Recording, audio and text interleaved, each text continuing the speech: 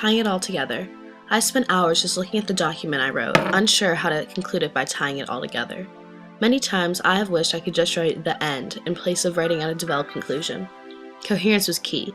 If I could write a coherent paper that flowed together, then I would be able to develop that perfect conclusion. In English 1101, I finally succeeded in this area of my writing. My first paper, Integration Affecting Childhood Memories, was not the coherent paper I'm referring to. That paper was written how I used to write, ineffectively. Success finally came in the form of the multimodal response.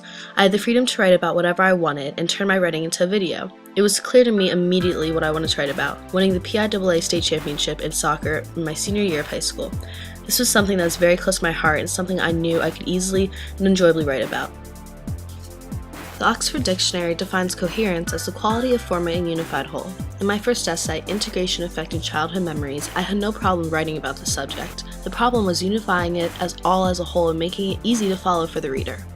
My thesis statement was, integration not only shaped the informant's childhood memory of his elementary school, but it also affected how he told stories of his past.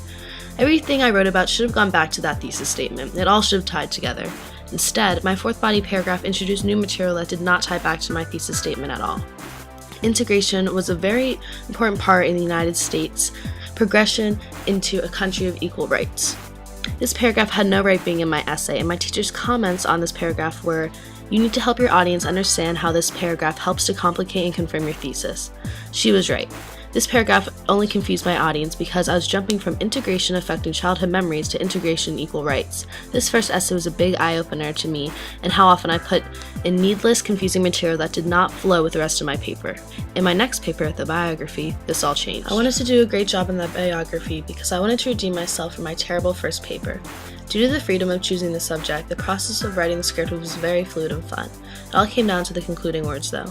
I knew what I would end with could make or break my biography. If I ended on a strong sentence that tied back to the thesis, then the audience would know why this is such an important accomplishment to me. However, if I ended with something simple like, "It was nice that we won," then the audience would think, "Oh, this is just your average sports story."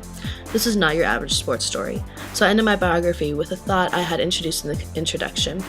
It was the fear of not being remembered that scared me the most. This was the opening line of my biography. In the moment, that was my biggest fear. I did not want to be thought of as one of the good soccer players that went through Hershey High School. I wanted to be remembered as the best soccer player to ever wear Hershey High School's jersey. When writing this, I knew I had to tie that powerful thought, memory, into the conclusion. I ended my biography with, "The best part about winning is I will always be remembered as the team that won Hershey High School's first PIAA girls soccer state championship." We will always be remembered for that, and I hope the audience got the satisfaction of knowing that we'll always be remembered and that my fear is put to rest. The biography is where I first reached the coherence I've been striving for. The opportunity to achieve that again came in the form of the wildcard essay. It took me a while to choose what I wanted to write about for my wildcard essay. My first objective was to make sure that this was my best essay because it was my last one. To scan my memory of possible accomplishments to write about, I stopped myself. I shouldn't write about my accomplishments again. That would be a tad tacky, I thought. My father came to mind, a true inspiration and role model whose inspirational story should be shared. While writing it, I already had a pretty good idea of what I wanted the string that tied the whole paper together to be. The string would be my father's jersey and number 33. I first introduced my father's iconic jersey in the opening paragraph. When we would go to watch the Hershey Bears, our local AHL team, people in his jersey, number 33, would constantly come up to him and ask him to sign things. While writing my conclusion, I knew I had to leave my audience with a strong emotional statement about my relationship with my father. I concluded my paper with, "I'm a McHugh and I plan to wear that name well, along with the number 33 on the back of my jersey just like my father did." Throughout my experience with writing essays in English 1101, I've learned that leaving your audience with a memorable conclusion is a signature of a good writer. I feel that I have achieved that the best in my wildcard and biography. The freedom of being able to write about whatever I wanted has made writing coherent papers much more easy for me. My urge to write the end has finally faded. I have finally found the string to tie my papers together. The string was always there. The multimodal response just made tying it together much more easy.